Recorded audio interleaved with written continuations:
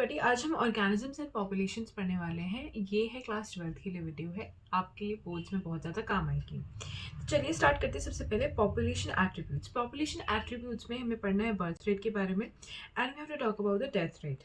ठीक है, अब बर्थ रेट क्या होता है, डेथ रेट क्या होता है और पिरामिड्स के बारे में बात करना है। सो अगर हम पॉपुलेशन ग्रोथ के बारे में बात करें, what is population growth, population grow कैसे कर रही है, राइट। तो ना हमारे पास आता है पहले natality, refers to the number of birds during a given period in time that are added to the initial density. Population density क्या होती है कि डेंसिटी क्या होता है, हम एक एरिया को पर्टिकुलरली लेके बात करते हैं पॉपुलेशन डेंसिटी के बारे में। ठीक है, उसके बाद मोर्टालिटी क्या होता है, number of deaths in a population during a given period. उसके बाद इमिग्रेशन क्या होता है, number of individual of the same species that have come into the habitat. Immigration करना कि हम पॉपुलेशन, जैसे हमारे कंट्री में कोई आया तो दैट इज इमिग्रेशन, पर हमारी कंट्री से कोई बाहर गया तो that is going to be your emigration, right. तो immigration, natality, mortality and emigration का क्या यहाँ पे लिंक है पॉपुलेशन डेंसिटी से। इमिग्रेशन से हमारे पास पॉपुलेशन इंक्रीज करेगी, मोर्टालिटी फिर नेटिलिटी से क्या करेगी, इंक्रीज करेगी, राइट। पर मोर्टालिटी और एमिग्रेशन से क्या करेगी, पॉपुलेशन डिक्रीज करेगी। हमारे पास क्या है यहाँ पे हमारे पास फॉर्मूला हो जाता है, where N is the population density at any time T, जो फिर हमें डेंसिटी अगर चाहिए होती है पॉपुलेशन डेंसिटी एट t+1। ठीक है, उसके बाद हमारे पास यहाँ पे कुछ मॉडल्स भी दे रखे हैं, जैसे हमारे पास ये देखो पिरामिड्स हैं ह्यूमन पॉपुलेशन के। ये क्या है, expanding, pre reproductive, like people who are eventually going to be reproductive. जैसे करंट सिनारियो जो इंडिया का है, तो यहाँ पे क्या है, रिप्रोडक्टिव फेज में है, उनकी भी पॉपुलेशन है, और पोस्ट रिप्रोडक्टिव फेज के जो हैं उनकी पॉपुलेशन कम है। तो यहाँ पे हमें क्या दिख रहा है, यहाँ पे चाइना एंड इंडिया जैसा ग्राफ है। स्टेबल पॉपुलेशन की बात करें, यहाँ पे हमारे पास ये जो ये ऊपर है पोस्ट रिप्रोडक्टिव, फिर ये प्री रिप्रोडक्टिव जो मैच्योर होने वाले हैं। तो ऐसा हम यूएसए में देख सकते हैं, राइट। और जापान और कोरिया की क्या है, डिक्लाइनिंग पॉपुलेशन है, तो हमें ऐसा पिरामिड वहां दिखेगा। उसके बाद हम बात करते हैं यहाँ पर ग्रोथ मॉडल्स की। सबसे पहले हमारे पास एक्सपोनेंशियल ग्रोथ है, जहां पे अगर फूड और स्पेस की अवेलेबिलिटी अनलिमिटेड है, essential and unlimited growth है, तो क्या होगा, when resources in the habitat are unlimited, each species has the ability to release its full innate potential to grow in number। ठीक है, यहाँ पे हमारे पास कैसा ज्योमेट्रिक साइज में, और ये हमारे पास आता है dn/dt। ये क्या है हमारे पास, population density is equals to b-d, जहाँ पे b-d क्या है, b हमारे पास है बर्थ रेट है और d क्या है हमारे पास, डेथ रेट है। ठीक है, और ये b-d को क्या कहते हैं, r, which is your intrinsic rate of natural increase. ठीक है, उसके बाद ये कैसा होता है, जे शेप्ड कर्व आता है। क्या आता है, जे शेप्ड कर्व, इसको also it is called exponential और द ज्योमेट्रिक ग्रोथ। यहाँ पे हमारे पास ये आता है जहाँ पे एन टी क्या है, population density after time T, N naught क्या है, पॉपुलेशन डेंसिटी एट टाइम 0, और आर जो हमारा इंट्रिंसिक फैक्टर है, और ई क्या है हमारे पास, the base of natural logarithms, right. ये क्या है मेरे पास, जे शेप्ड, ये क्या है मेरे पास, यहाँ पे कोई कैरिंग कैपेसिटी नहीं दिख रही है, यहाँ पे कोई कैरिंग कैपेसिटी नहीं दिख रही है। Fine, let's go to the other one. Logistic growth क्या है कि जब हमारे अर्थ की कैरिंग कैपेसिटी होती है, resources are not always unlimited. If we talk about earth, we have limited number of resources and that we have to utilise and we have to keep in mind the carrying capacity of the earth, right. So logistic growth क्या कहता है कि this leads to competition. जब resources limited होते हैं तो क्या होता है, कंपटीशन होता है। क्या होता है, कंपटीशन होता है। उसकी वजह से फॉर लिमिटेड रिसोर्सेज के लिए कंपटीशन होगा, तो हम इसे क्या कहते हैं, कैरिंग कैपेसिटी होती है एक नेचर की। तो हमारे पास ये वाला फॉर्मूला आता है वेयर के is your carrying capacity, carrying capacity. Fine, उसके बाद यहाँ पे एन क्या है, पॉपुलेशन डेंसिटी, इंट्रिंसिक फैक्टर, जो मैंने आपको पहले ही बता दिया। अब यहाँ पे पॉपुलेशन इंटरेक्शंस क्या होते हैं कि पॉपुलेशन जो भी हमारे पास प्रेजेंट है, अब वो किसी ना किसी तरीके से इंटरैक्ट कर रही है। तो सबसे पहले प्रेडेशन की बात करते हैं। प्रेडेशन, प्रे क्या होता है, जो हंट डाउन करते हैं, जो भी होते हैं। ठीक है, तो besides the acting as conducts for energy transfer across trophic levels, predators play other important roles. Predators क्या होते हैं, जैसे टाइगर डियर का प्रेडेटर है, राइट। तो they keep prey population under control. अब देखो, जरूरी है कि हम प्रे की पॉपुलेशन को भी कंट्रोल में रखें, otherwise it can also lead to certain problems, right. तो but for the predators, Prey species could achieve very high population densities and cause ecosystem instability.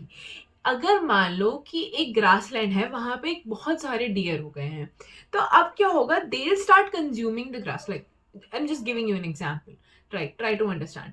तो उनकी पॉपुलेशन ग्रोथ को चेक में रखने के लिए we need a predator, right? तो tiger or lion will act as a predator and they will keep the population in check, right? तो यहाँ पे हमारे पास जैसे एक एग्जाम्पल है यहाँ हमारे पास कि एक एक्सोटिक स्पीशीज को इंट्रोड्यूस किया था, प्रिकी पियर कैक्टस, ऑस्ट्रेलिया में 1920s में. उसने क्या किया था, बहुत सारे हेक्टेयर्स में वो फैल गया था. फिर एक कैक्टस को दोबारा से अंडर कंट्रोल में लाने के लिए किया गया, उस पुराने जो कैक्टस को इंट्रोड्यूस किया था उसकी पॉपुलेशन को चेक में लाने के लिए, राइट? उसके बाद predators also help in maintaining the species diversity in community by reducing the intensity competition among the competing prey species. In rocky, यहाँ पे अमेरिकन पैसिफिक कोस्ट में स्टारफिश डिजास्टर को जब हमने इसको क्या किया, तो when all the starfish were remove from an enclose intertidal area, more than 10 species of invertebrates become extinct within an area because of interspecific competition. उसके बाद क्या है, if predator is too efficient and overexploits its prey, then the prey might become extinct and following the predator will also become extinct. मान लो कि एक grassland में there are a lot of deers और बहुत सारे टाइगर्स भी हैं. अब उन सारे टाइगर्स ने सारे डियर्स को खा लिया, राइट? अब जो थोड़े से टाइगर्स बचे, अब उनके पास खाने को तो कुछ बचा नहीं है, तो now that will also lead to instability. ठीक है, तो काफी सारे जो प्रेज होते हैं वो क्या करते हैं, अब उन्हें भी तो कुछ एडवांटेज चाहिए. तो नेचर में क्या होता है कि उनको कैमोफ्लाज पता है होना चाहिए आपको, ठीक है? तो monarch butterfly is highly distasteful to its prey. तो अब क्या करेंगे, अगर एक बार उन्होंने खा लिया और उनके बॉडीज में, मतलब मान लो कि एक चीज तुमने कभी खाई और फिर तुम्हें बहुत खराब लगी, तो you will not try it for the next time, right? तो वैसे ही यहाँ पे मोनार्क बटरफ्लाई का एग्जाम्पल है. उसके बाद द प्लांट में क्या होता है, 25% all insects are known as phytophagous feeding on plants. The problem is particularly severe for plant because unlike animals they cannot run. Like animals can run for their life, but plants कहीं भाग नहीं सकते. तो उनके पास क्या होता है, morphological और केमिकल डिफेंसेस होते हैं हर्बीवोर्स के. जैसे अकाशिया कैक्टस में क्या होते हैं, थॉर्न्स होते हैं. तो अगर एक एनिमल चाहेगा उसको खाना तो इट विल रेजिस्ट, क्योंकि उसको चुभ जाएगा, ठीक है? उसके बाद कैलोट्रोपिस क्या करता है, उसके पास क्या होता है, highly poisonous cardiac glycosides and this will never go browsing on this land. क्यों? क्योंकि इससे क्या हो सकता है, और जैसे निकोटीन, कैफीन, क्विनिन, ये सारी चीजें, ओपियम वगैरह भी हम इसलिए प्रोड्यूस करते हैं अपने डिफेंस मैकेनिज्म के तौर पे. कंपटीशन मान लो कि जैसे तुम कोई भी एग्जांपल ले लो, जैसे बोर्ड्स है, तो यहाँ पे इंक्रीज कंपटीशन है. Everybody is fighting for 96%, everybody is fighting for 97%. जैसे प्रेडिशन है, तो किसी का भला हो रहा है तो एक पॉजिटिव और किसी का बुरा हो रहा है एक नेगेटिव. समझ आया? पर कंपटीशन में तो तुम दोनों एक दूसरे के लिए भला नहीं कर रहे हो ना, तो यहाँ पे both the science will be of negative. ठीक है, उसके बाद हमारे पास आता है interspecific competition is the potent force for organic evolution. Darwin ने कहा है ये. Competition occurs when closely related species compete for the same resources. American lakes visiting flamingos resident fishes compete for their common food. ठीक है, उसके बाद हमारे पास क्या है, the feeding efficiency of one species might be reduced due to interfering in inhibitory presence of the other species. उसके बाद क्या है, गॉस ने एक्सपेरिमेंटल उन्होंने करा था experiment. When resources are limited, अब क्या होगा, जो कॉम्पिटिटिवली सुपीरियर स्पीशीज होगी will eventually eliminate the other species. मान लो you are competing for NEET, तो if you are competing for NEET what will happen, eventually the person who is scoring 720 marks and if you are scoring 600 marks, eventually you will be eliminated from the competition, right? तो यही उन्होंने कहा. उसके बाद यहाँ पे अबेंटन tortoise, अब जब हमने गैलापागोस आइलैंड में बिकेम एक्सटिंक्ट, क्योंकि क्या हो गया था, after decades goats were introduce in the island apparently due to their higher grating, क्योंकि ब्राउजिंग एफिशिएंसी गोट्स के पास ज्यादा हो गया as compare to the tortoise, तो वो एक्सटिंक्ट हो गए थे. उसके बाद उसके बाद distribution is restricted to small geographical area because of the presence of comparatively superior species. उसके बाद कॉर्नल्स एलिगेंट फील्ड एक्सपेरिमेंट में क्या था कि उन्होंने बताया इन रॉकी सीड्स coast of Scotland the larger competitive superior barnacle, ये था, ये एग्जांपल इंपॉर्टेंट है. उसके बाद गॉस के कॉम्पिटिटिव एक्सक्लूजन प्रिंसिपल पे आते हैं. Two closely related species competing for the same resources cannot coexist indefinitely and completely inferior one will be eliminated eventually.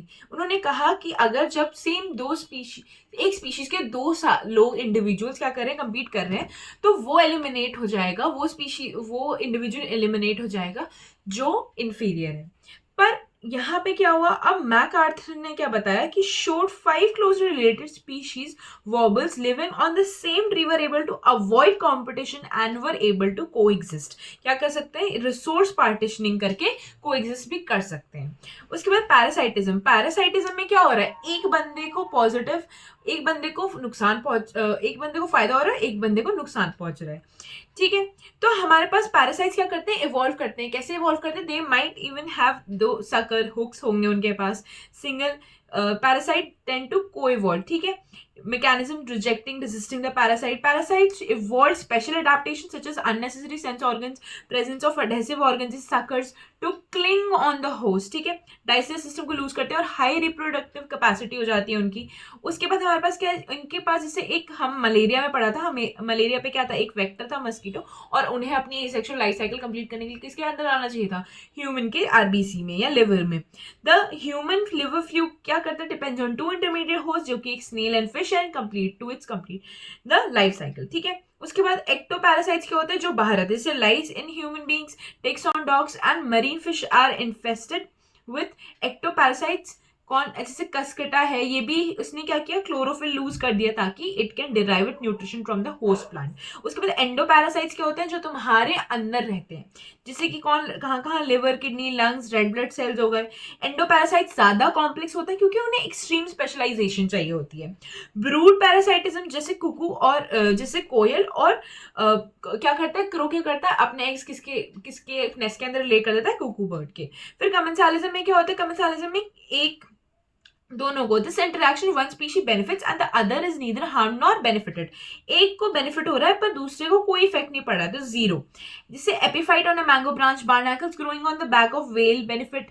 जैसे ईग्रेट ग्रेजिंग कैटल, जब cattle graze कर रहे होते हैं शाम के टाइम पे, तो क्या होता है कि जब वो आगे आगे चल रहे होते हैं तो वो डस्ट उड़ा रहे होते हैं, तो वो जो ईग्रेट होती है ना, उसको थोड़े थोड़े कीड़े मिल जाते हैं, इंसेक्ट्स मिल जाते हैं खाने के लिए, ठीक है। उसके बाद sea animal that has stinging tentacles, clown fish के अंदर ये छुप जाते हैं, जिसकी वजह से क्या होता है, इसको प्रोटेक्शन मिल जाती है, क्योंकि इसके पास। और फिर म्यूचुअलिज्म क्या होता है, दोनों को फायदा हो रहा है, क्या हो रहा है, दोनों को फायदा हो रहा है, जैसे benefits on both interacting species, जैसे लाइकेंस हो गए, फंजाई और एल्गी का association, intimate mutualistic relationship fungus और फोटोसिंथेटिक एल्गे।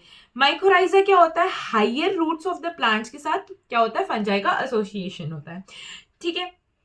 उसके बाद हमारे पास क्या है, pollen nectar.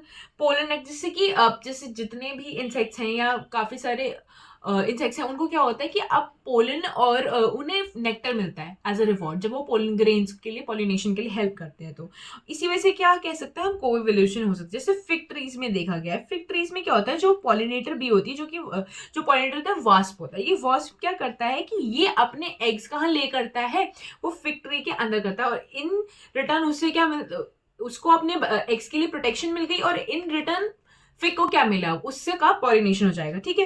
Partner was subspecies, ठीक है। Female wasp uses the fruit not only for oviposition, egg laying site, but uses the developing seeds within the fruit for the nourishment of its larvae, ठीक है।